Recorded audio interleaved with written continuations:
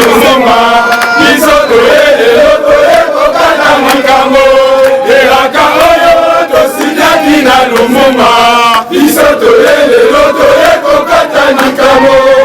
Yoka yoka yoka Kongola Matoi, yoka Kongola Matoi, yoka Kongola Matoi, yoka Kongola Matoi, Elaka Oyo Tosinyaki na Lumumba, Bisoto Loto Ekokata Makambo, Elaka Oyo Tosinyaki na Lumumba, Bisoto Loto Ekokata Makambo.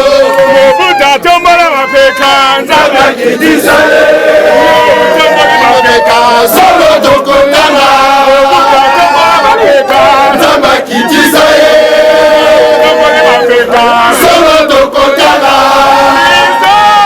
Tokotuna liwa ya Lumumba, tokotuna liwa ya Lumumba,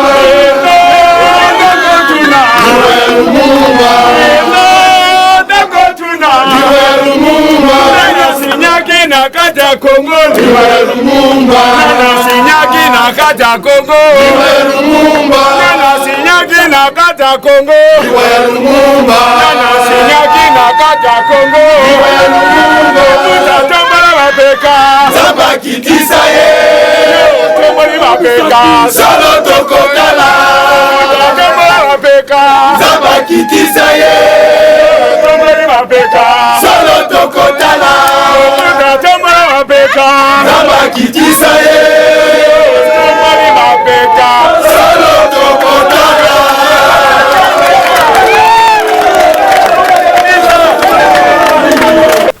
Pour les conditions dans lesquelles vous travaillez,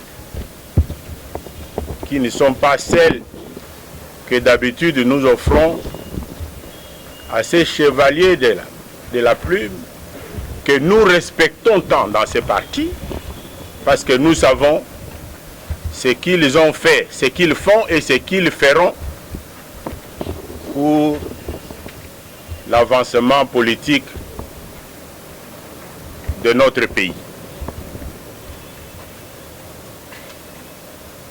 Pour les camarades, vous me permettrez de les saluer conformément à nos habitudes. Chers camarades militantes et militants du Palou, le peuple, le peuple, le peuple, je vous remercie pour avoir répondu très promptement, parce que ce n'est que ce matin que nous avons résolu de tenir ce point de presse. Et voilà, à notre invitation, vous avez tous répondu très rapidement malgré vos occupations et les conditions climatiques. Cela démontre sans nul doute l'intérêt que vous accordez à ce parti. Donc, je vous remercie pour cela et je voudrais vous annoncer que ce point de presse a pour objet la clarification, la dénonciation et la neutralisation de l'initiative malheureuse et irrégulière prise par un groupe de camarades qui s'appelle Bureau politique élargi et qui prétend avoir désigné ou nommé un secrétaire général AI et un secrétaire permanent porte-parole pour notre parti, le Palou. Le Palou n'a pas l'habitude de traiter ces problèmes en public ou dans la presse. Mais comme ce groupe est déjà en train de diffuser dans la presse et dans l'opinion les résultats de leur forfaiture, la direction légale et légitime du parti que je représente et au nom de laquelle je parle a été obligée de réagir de la même façon, dans la même forme, et m'a chargé donc de tenir le présent point de presse. Ainsi donc, et en introduction solennelle et ferme, au nom de la direction dont j'ai parlé, je déclare à l'intention des autorités étatiques du pays, des partenaires politiques du parti, de tous les militants du PALU et de l'opinion tant nationale qu'internationale ce qui suit. Primo, le groupe des membres du PALU qui s'appelle Bureau politique élargi est irrégulier, illégal, car inexistant dans les textes du parti, comme je vais le démontrer tout à l'heure. Secondo, de ce fait, ces prétendues nominations ou désignations du secrétaire général et des secrétaires permanents porte-parole pour les partis sont irrégulières, illégales et donc nulles et de nul effet. Nous prions donc les autorités étatiques. Nous prions les autorités étatiques, les partenaires politiques du parti, les membres du parti et l'opinion en général de ne pas prendre cela en considération et y prêter foi. En effet, 1. Le PALU est un parti politique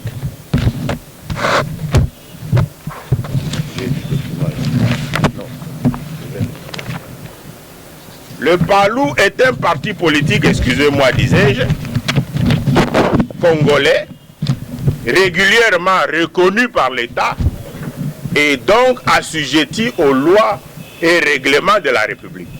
Pour cela, il est particulièrement soumis à la loi numéro 04/002 du 15 mars 2004 portant organisation et fonctionnement des partis politiques en République démocratique du Congo.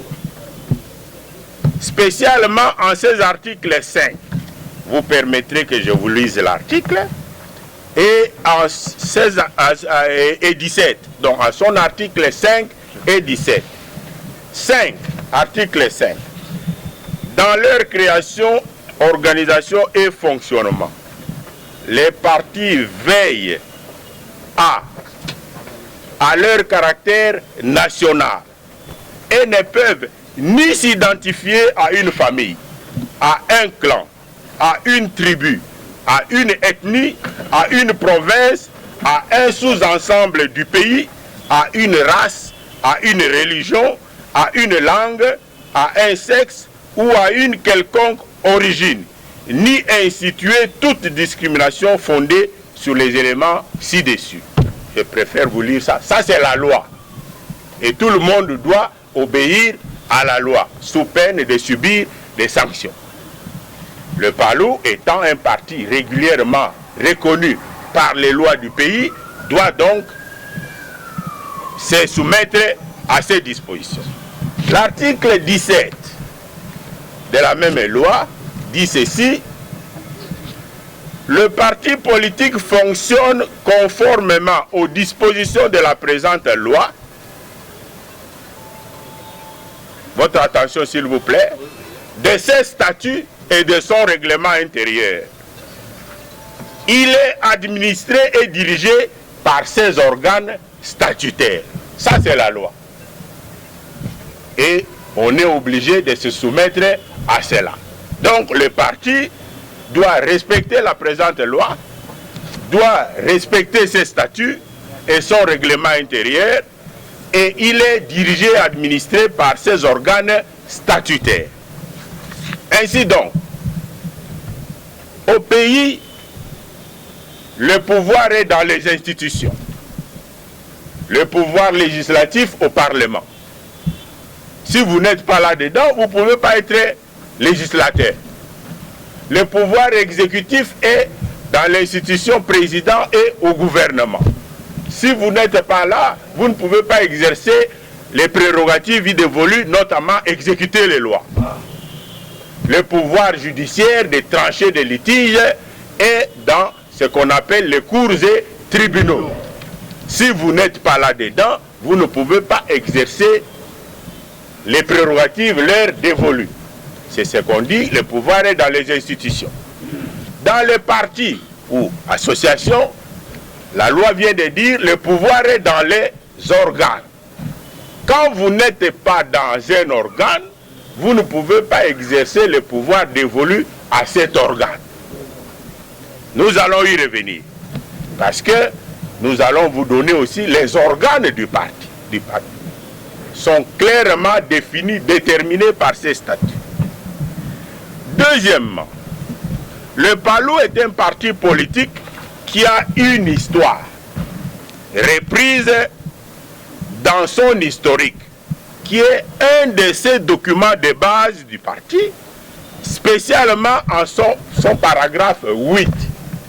Si vous permettez, le document, il est là.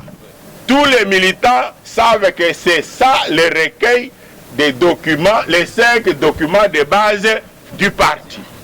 Si vous voulez parler du PALU, vous voulez invoquer des prérogatives, des attributions, vous voulez parler de l'existence de quelque chose, la référence c'est les 5 documents de base du parti, pas d'autres documents. Alors, pour l'historique, les pères fondateurs ont écrit ça pour éviter la falsification et l'amalgame. Paragraphe 8, il dit ceci. Il va falloir attendre la libération d'Antoine Gizenga de la prison de Boulambemba pour voir réunir et rassembler à nouveau sous son autorité les quelques responsables des partis nationalistes restés fidèles à l'œuvre de Patrice Lumumba. C'est ainsi que, perpétuant toujours le protocole d'accord de fusion de 1960 conclu entre les partis nationalistes, est créé le 22 août 1964 le parti lumumbiste unifié PALU. Ce parti est donc né de la fusion des formations nationalistes MNCL. Je vous rappelle, le chef c'était Patrice Lumumba. PESA, Parti solidaire africain, le chef était Antoine Gizenga.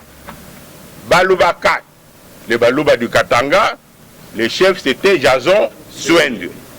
CEREA, Centre de regroupement africain, le chef c'était Marcel Bissoukiro, secondé par Kachamour. Et ces partis qui de ce fait ont été déclarés dissoutes au profit du PALU. Retenons bien que le PALU a été créé par des partis. C'est l'unique parti au Congo qui est la fusion d'autres partis. C'est l'unique. C'est une particularité, une spécificité et qui fait d'ailleurs sa grandeur et sa valeur parce que ça, c'est l'instance summum. C'est le processus ultime, le plus élevé de création d'un parti politique. Troisièmement, le PALU est régi par des textes regroupés dans les 5 documents de base, dont les 4 à caractère juridique interne sont, selon les règlements intérieurs. Vous remarquerez que chaque fois, je me réfère aux documents. Et je pense que quand quelqu'un d'autre vient parler, vous parlez du PALU, il faut lui demander, prenez votre document et référez-vous à cela également. Article 1er du règlement intérieur, il nous dit ceci. Le parti lumumbiste PALU est régi par les instruments juridiques suivants. A. L'historique du parti lumumbiste unifié. B.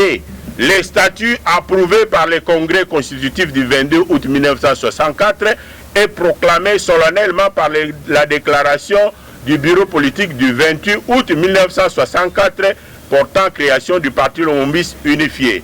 C. Le catéchisme du militant du parti lumumbiste unifié. D. La réforme des structures politiques du parti et les présents règlements intérieurs du parti lumumbiste unifié. F. Les décisions et directives du secrétaire général chef du parti. J'ai dit bien, secrétaire général chef du parti. D'ailleurs, qui dans les textes, article 2, il dit ceci, étant le seul des mandataires du congrès et du bureau politique de 1964 comme secrétaire général chef du parti, qui soit resté, M. Antoine Gizenga représente la légitimité et la légalité au sein du parti lumumbiste unifié. Voilà, c'est lui, secrétaire général chef du parti, issu du congrès, élu là-bas au congrès. Ce n'est pas nommé ou quoi, élu. Il a donc la légitimité et la légalité. Et ces décisions et ces directives font partie des instruments juridiques. Le PALU est structuré, quatrièmement, selon ses statuts, issus du Congrès, comme je vous ai dit, non modifiés jusqu'à ce jour. Parce que ces statuts disent, à leur article 45, les statuts ne peuvent être modifiés que par le Congrès à la majorité des 2/3 de ses membres. Le Congrès n'ayant pas encore eu lieu, les statuts ne sont pas modifiés, donc il n'y a que ces statuts qui restent et qui nous régissent tous. Pour ces statuts donc, à leur article 14, les organes du parti sont, article 14, mesdames et messieurs de la presse, chers camarades, je vous prie de remarquer toujours que je me réfère au texte du parti. Pas de texte, pas de légitimité. Pas de texte, pas de loi. Pas de texte, pas de légalité. Voilà. Article 14 des statuts.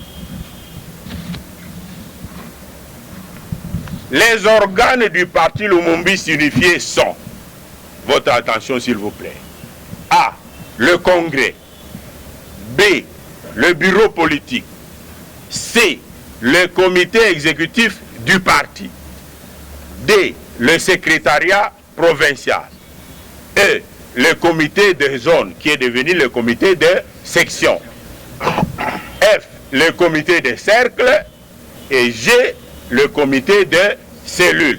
Point final. Voilà les organes du parti. Quelqu'un qui crée un autre organe, c'est irrégulier, illégal et illégitime. Ainsi donc, vous venez de lire et de vous convaincre que le bureau politique élargi est un organe irrégulier, illégitime et illégal.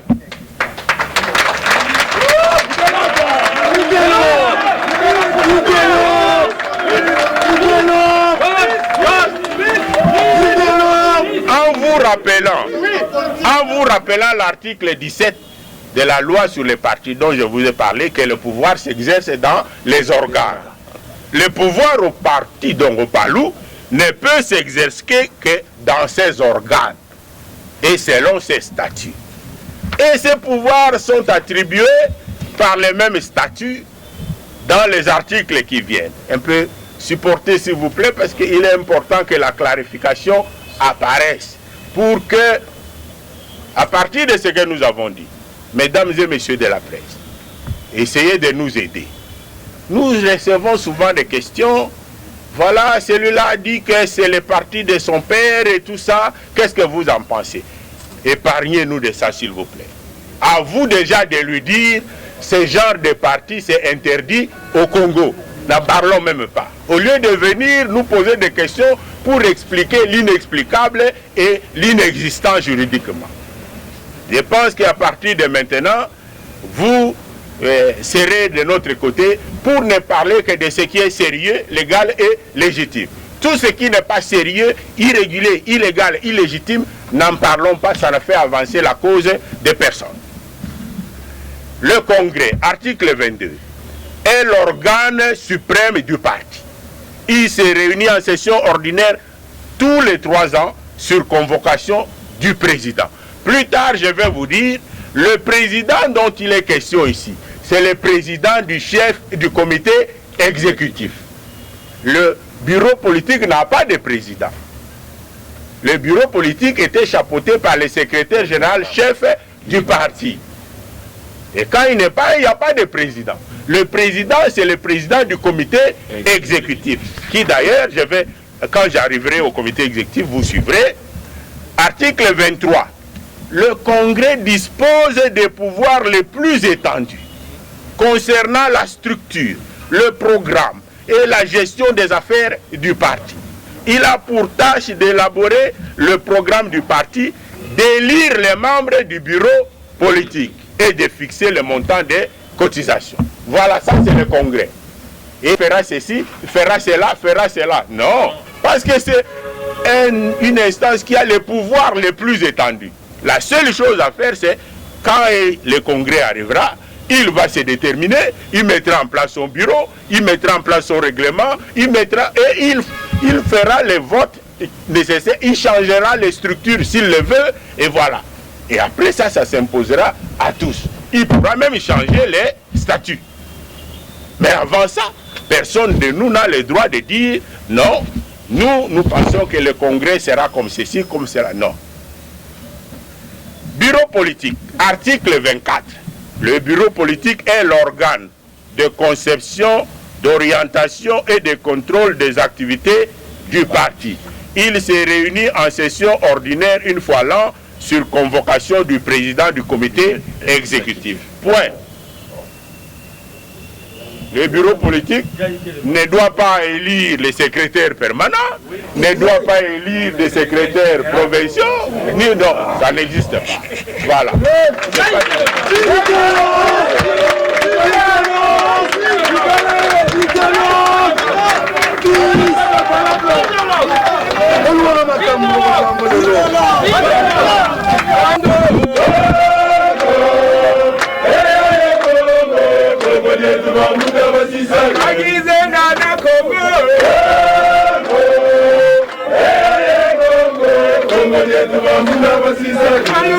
Article 25. 1. Le comité exécutif est l'organe de direction. Le chef du parti, c'est le président du comité exécutif. Antoine Gizenga a été chef du parti parce que président du comité exécutif. Antoine Gizenga a été choisi par le Congrès pour être au-dessus du bureau politique, c'est pour ça qu'il était secrétaire général. Les deux mis ensemble, c'est ça qui a fait secrétaire général chef du parti. Les deux viennent du Congrès. Très bien. Aucune portion ne vient d'ailleurs que du Congrès. Alors, la réforme des structures va, dans son article 4, préciser ce qui suit. Je reviendrai à vous pour la composition de ces organes. Sachez que le pouvoir qu'il a obtenu du Congrès faisait de lui, comme il était resté seul, faisait de lui le seul détenteur de pouvoir organisateur. C'est ainsi qu'il avait le droit de prendre des décisions pour compléter, organiser, parce que lui avait le pouvoir organisateur pour permettre au parti d'avancer jusqu'au nouveau Congrès. Le pouvoir organisateur vient du Congrès. Sans Congrès, vous ne pouvez pas l'avoir. Personne parmi nous qui sommes restés, ni même notre regretté secrétaire permanent porte-parole, le camarade Lugui que nous venons de porter à terre, paix à son âme, nous ne cesserons jamais de le pleurer. Ni le permanent Ngoma, ni les membres du bureau politique, ni qui que ce soit, personne de nous ne détient le pouvoir organisateur. C'est ainsi que nous n'avons aucun pouvoir de nommer qui que ce soit. Très bien. Lui a nommé. Et je vais vous dire qui l'avait nommé. Le comité...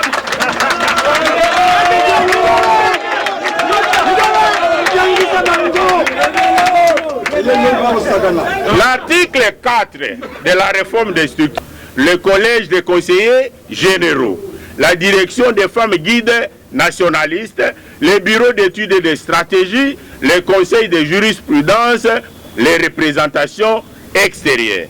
Le secrétaire général chef du parti statue par voie de décision. Ça, ce sont les textes. Voilà. Et il avait en son temps, comme disaient les latins, in tempore non suspecto. Il a, au moment où on ne peut pas, c'est ça.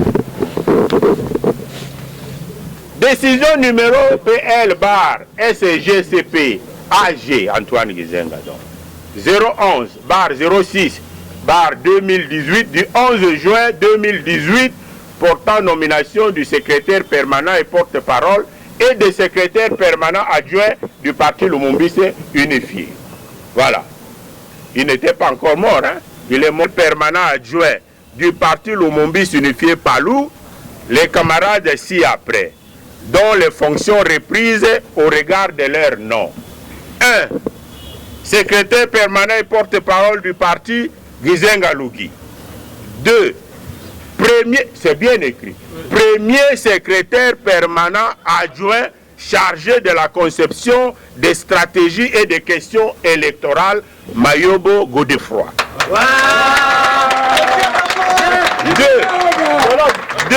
3.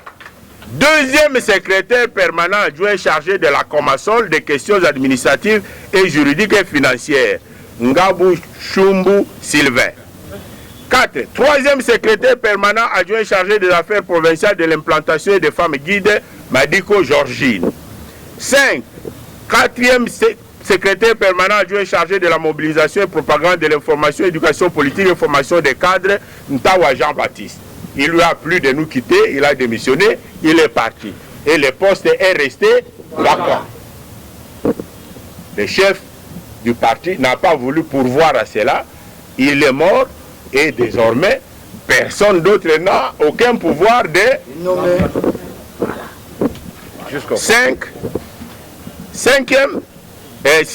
6e et 5e secrétaire permanent adjoint chargé de l'inspection, contrôle et vérification des activités du parti, Gabouba Mafou Florent. 7. 6e secrétaire permanent adjoint chargé de la jeunesse, des questions culturelles, économiques et sociales, Célestin Ngoma.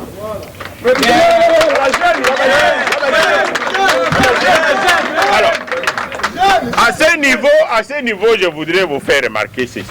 Dans les principes de gestion, lorsque une mise en place est faite avec échelonnement, ça veut dire que